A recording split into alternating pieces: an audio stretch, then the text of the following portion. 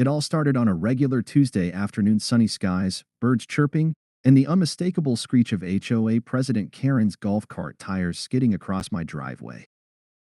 I was inside, sipping iced tea and half watching a rerun of Cops, when I heard the bolt cutters. Yes, bolt cutters. I peeked through the blinds, and there she was, Karen, wearing her usual pastel pink sweater set, visor tilted like she owned the planet, and a clipboard clutched like a weapon. Her lips were pursed, her eyes squinted, and in her hands, the lock that had once kept my Jeep Wrangler safely chained in place. "This vehicle is an eyesore," she snapped, yelling at no one in particular. "It violates Article 3, Section 12B of the HOA Code. Unsightly vehicles may not remain parked for more than 48 hours without board approval." Thing is, my Jeep wasn't parked randomly. It was positioned exactly where I had been told to place it.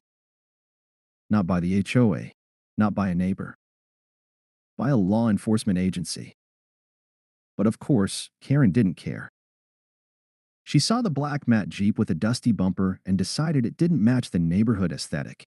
So, bolt cutters in hand, she snapped off the heavy-duty padlock I had installed myself when I thought could withstand anything short of an explosion. Then came the part that really made my blood boil. She called a tow truck. Within 20 minutes, a beater tow truck with peeling paint showed up, driven by a guy who looked like he barely knew how to operate a winch. Karen waved her clipboard and gave him the thumbs up. "Take it. Don't care where it goes." "Just off my street," she barked. I grabbed my phone, ready to dial a number I'd been instructed only to use if something like this ever happened. But before I could press call, two unmarked SUVs came screaming around the corner, lights flashing from inside the grills, tires screeching, and doors flying open. 5 men in tactical gear rushed the tow truck. "Police! Step away from the vehicle!" Karen screamed like a banshee and dropped her clipboard, hands in the air like she'd been caught robbing a bank. The tow truck guy froze, mid-crank, looking like he just realized he towed the wrong car in the wrong part of town. One officer pointed directly at Karen. "You just tampered with a federally monitored vehicle. This is a secure crime scene."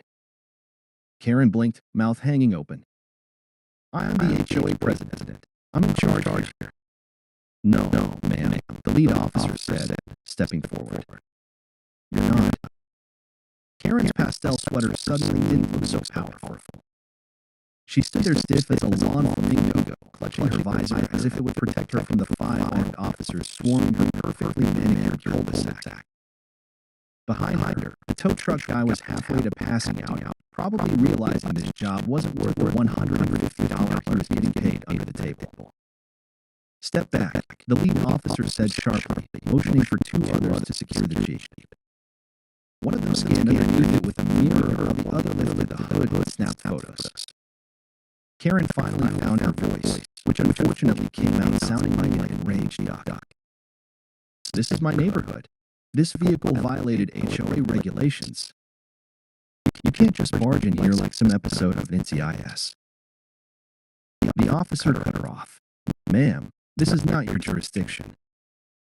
This Jeep was parked on federal directive. Your interference has already triggered multiple alarms."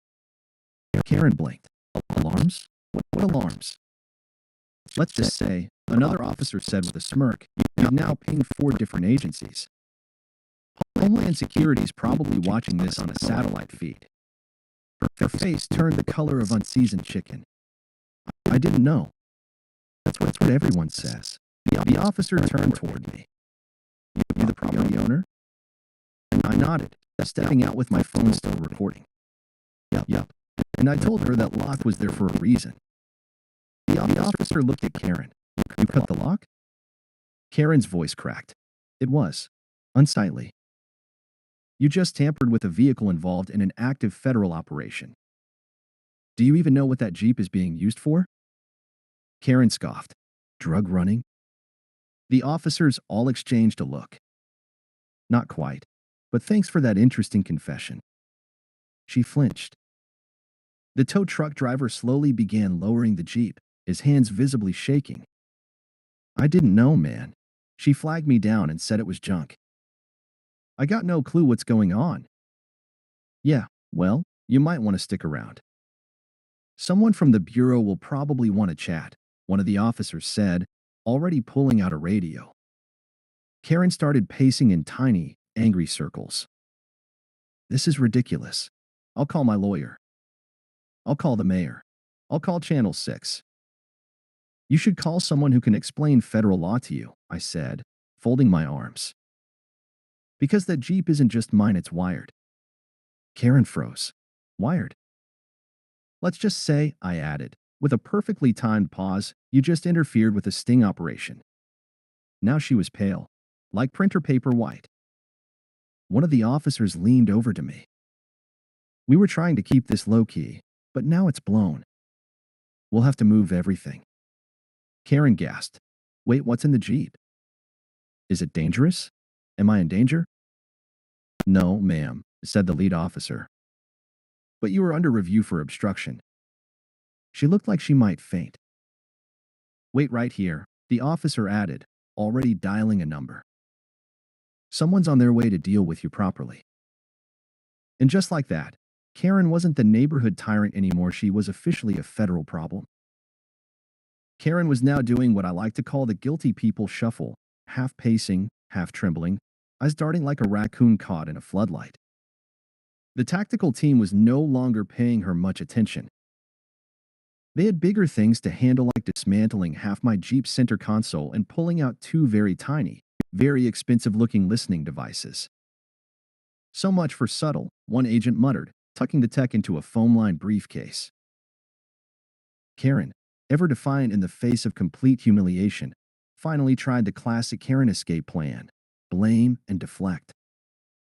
This is his fault, she shrieked, pointing her French manicured finger straight at me. He didn't file a request for an extended parking variance. One officer didn't even look up from his equipment as he replied dryly, Ma'am, we don't need permission from your HOA to run a multi-agency operation. But it's our rules. He lives in this neighborhood. He should follow our rules. Another agent chimed in without missing a beat. And you should follow federal law. Yes, which one matters more today? Before Karen could attempt another meltdown, two black Suburbans rolled up like a presidential motorcade. Out stepped three stern-looking individuals in suits. No uniforms. No smiles. Definitely not here to play HOA games. One of them flashed a badge at the officers and said in a firm voice, We'll take it from here. Karen's face twisted. Who are they? Internal Affairs, the lead agent answered, lowering his voice. They handle situations like this. Karen's body swiveled so fast you'd think she was trying to teleport away. I didn't know. It was an aesthetic violation. The Jeep had mud on the tires and no parking decal. The woman in the black blazer gave her the most withering look I've ever seen. Ma'am, you cut through a government-issued security lock, initiated the tow of a surveillance vehicle, and compromised an undercover operation. You may have just cost us weeks of work. Karen looked around for support but got nothing. The tow truck guy was pretending to be invisible, and her precious clipboard had somehow ended up in a puddle. I have influence. I'm on the HOA board, she stammered. The woman raised an eyebrow. And now you're also on 3 watch lists. Karen's knees finally gave out, and she plopped herself onto the curb like a deflated piñata. I had to suppress a chuckle. One of the agents approached me privately. Listen, he said, we're going to need to relocate the operation. This whole neighborhood's compromised now. Understood, I replied. What do you want me to do? For now, stay quiet. And don't antagonize her. I smirked. You're asking a lot. He grinned back. Just for 48 hours. Then she's going to have problems that no HOA clause will help her with. Karen was still sitting on the curb, babbling about bylaws and landscaping violations as Internal Affairs led her to their vehicle for a conversation.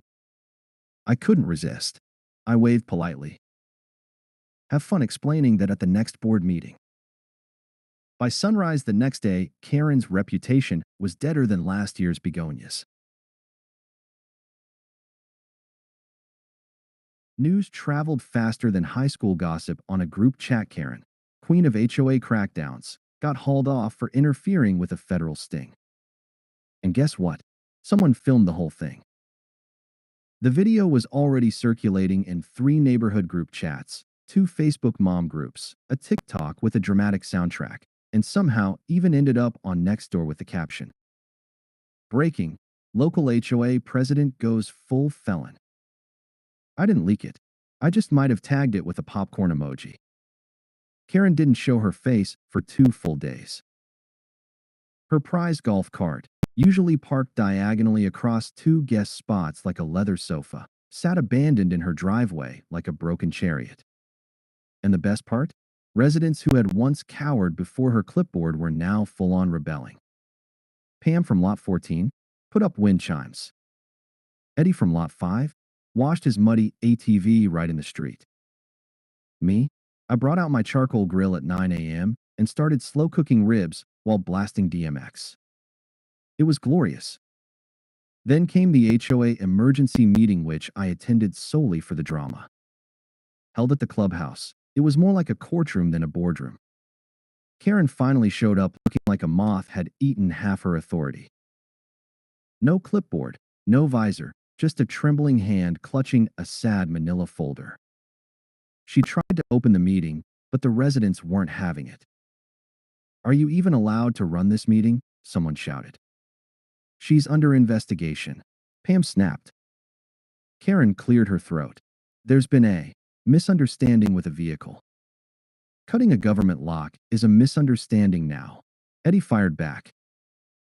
One of the quieter board members, a retired lawyer named Mr. Peterson, finally stood up.